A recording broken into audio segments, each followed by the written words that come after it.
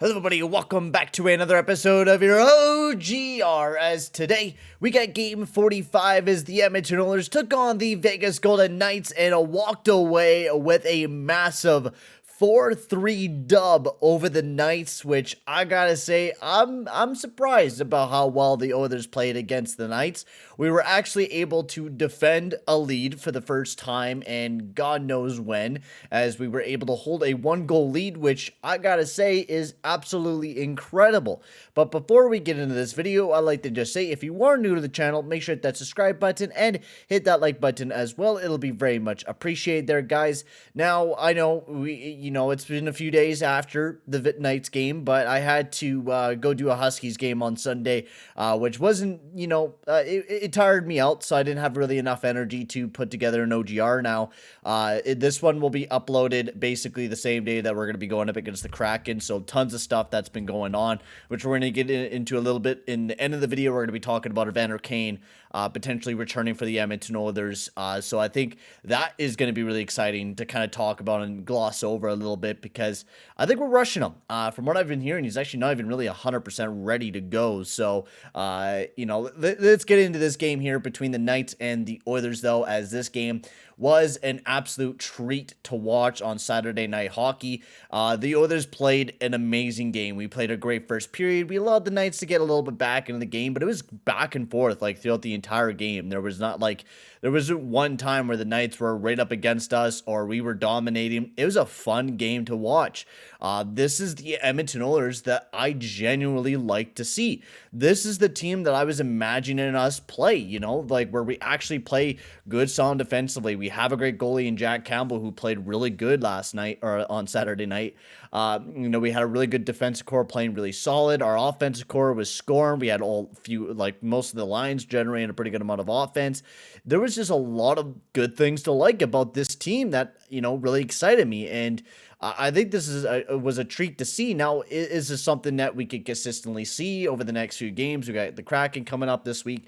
I think we got a few other big games as well this upcoming week before we get into the All-Star break. But, the team that we're seeing right now against the Knights and a few of the other games, and we got Lightning and Vancouver this upcoming week. We got some big games coming up this week. So if we can continue to play like the way that we're playing right now, this is exactly the way that I want to see this team play.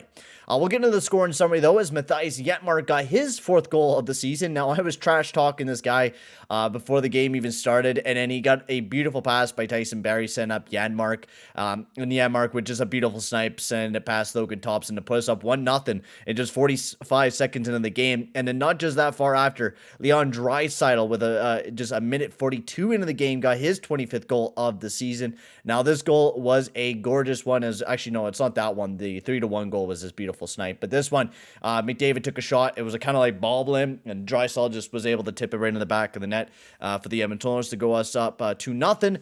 And then Keegan Colasar was able to get his 5th goal of the season. This puck was bouncing all over the place, and that line was like playing very physical and really hard against our bottom pairing between Broberg and Bouchard, who did really good once again. They've just been amazing over the last few games.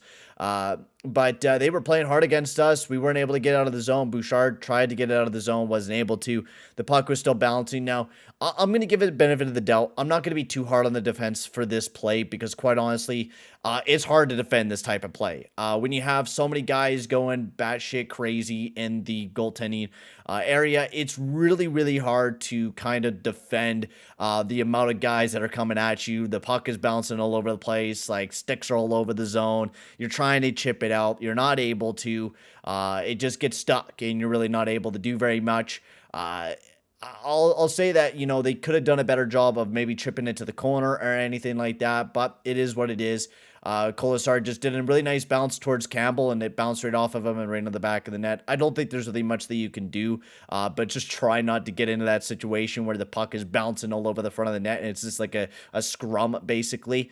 So I think, definitely get it away from the net before it gets into a massive scrum. Leon Draisaitl got his 26th goal of the season going into the second period, though. Is a beautiful snipe to give us back a 2-goal lead. I mean, he was like looking at a pass, and then all of a sudden just sniped it right into the back of the net for the Edmonton Oilers to put us up 3-1. And then not that far after, Paul Cutter put the Knights just one goal behind us once again, getting his 6th goal of the season. This was quite a nice goal. This was another puck that just like was a bad rebound right off the post. CC lost his man. Now, I don't know what CC was exactly doing on this play. Actually, what CC should have done, and I actually don't like it. You guys should go watch the goal back again, because CC, the way that he was doing it, is it kind of like landed in front back of the net, because I think it took a shot. And anyways, it ended up in the back of the net. Instead of CC going like ramping right after the puck, he decided to kind of hold somebody back. And it actually kind of fucked us over, because with CC trying to hold a man back and just leaving the puck there to wait, he was waiting for somebody to pick it up. Instead of CC just taking it and trying to rim it around the boards and getting it out, he didn't do that. He tried to block off Cutter. Yeah, I think it was Cutter trying to get to the puck. Then he lost his man, allowed Cutter to jump right in front of the net and grab the juicy rebound. Once again, have not been a big fan of the Nurse and CC pairing. I think CC's playing way too much minutes, and I just don't like the Nurse and CC pairing. They continue to lose their guys. They're just continuing to not play very well defensively. One of our worst defensive pairings on the team, without a doubt. And then Klim Kostin, though, he was able to jump right back in. It was just a few seconds after it. Klim Kostin able to bury home his 9th goal of the season, which was a gorgeous goal. He coming down, fucking snipes around in the back of the net to give us a 2-goal lead again. And then Karlsson scored his 9th goal of the season. A beautiful pass by Marchessault. He was just kind of left wide open, and this was a play where Marchessault just kind of bumped Barry. Nothing much you could do in Barry's situation. He was going to try to shove him up alongside of the boards, but I think Barry should have taken this a little bit of a different route instead of heading right to his back, because Barry should know that he's not the strongest guy in the world. He's not going to be able to throw Karlsson up alongside of the boards. He maybe should have went for the stick or try not to go from behind Marchessault, because quite honestly, Barry, you're not that strong of a dude, and you're not going to be able to shove a guy like Marchessault up alongside of the boards, even though Marchessault is a small guy as well. I just don't think that's going to be possible for Marchessault. I meant actually possibly for Barry, but anyways, Jack Campbell played amazing in this game once again. Campbell's just been playing really good over the last few games, even though he did just have a 900 save percentage. I thought he made some really big saves for the team, especially in the last like half of the game where, you know, he made a lot of big saves for the Edmonton Oilers.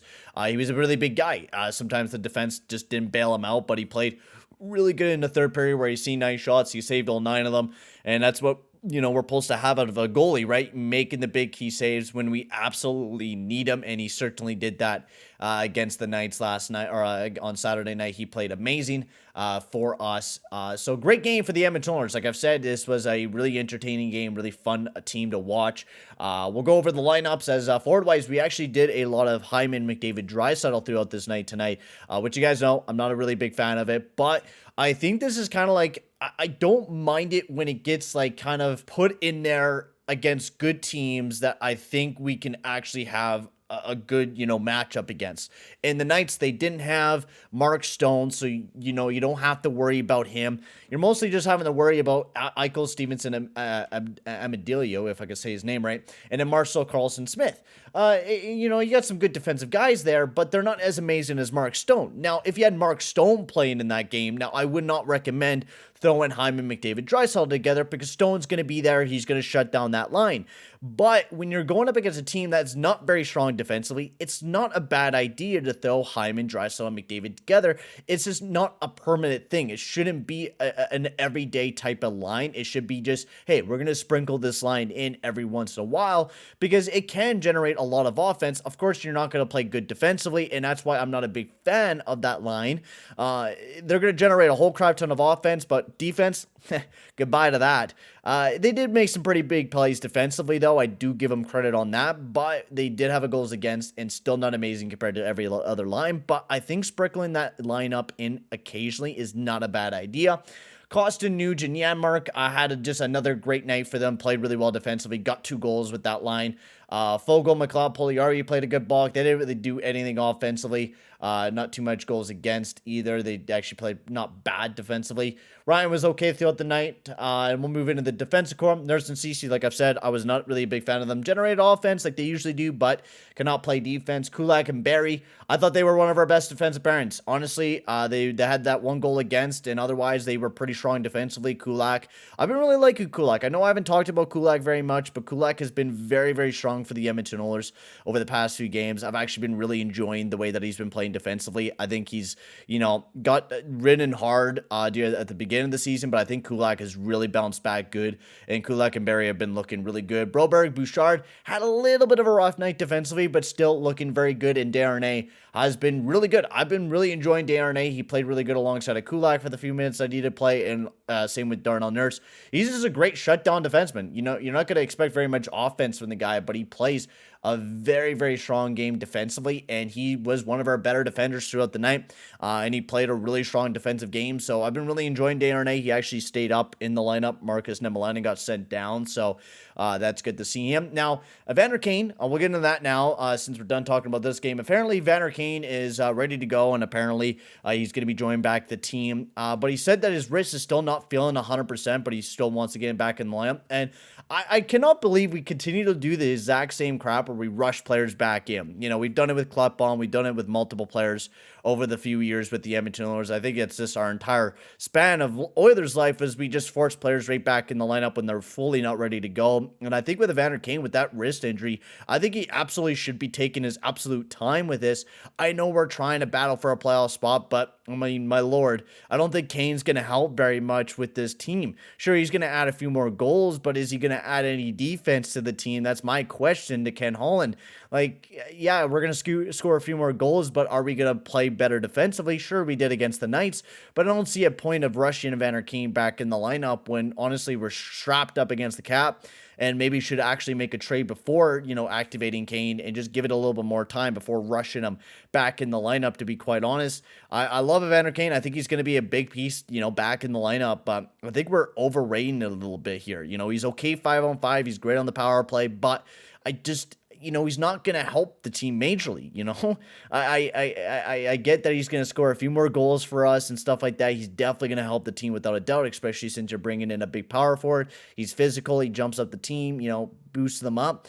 But at the exact same time, we want him back fully and healthy, especially since he's on a long contract right now, and we don't want him, injuring his wrist again and missing out in playoff action. So I think we should be taking his time, but, we're not going to, because we're panicking, because we're in a wild card spot and we need Evander Kane, even though Evander Kane's really not going to fucking help our defense, which I think is the biggest issue with this team right now, not offense. But for now, guys, I'm going to end the video here. Tell me, guys, what you guys think about us rushing Kane back in the lineup. Let me know in the comment section below, and anything else. For right now, guys, I'm going to end the video here. Thank you very much for watching, guys, and I'll see you guys all in the next one. Adios, amigos.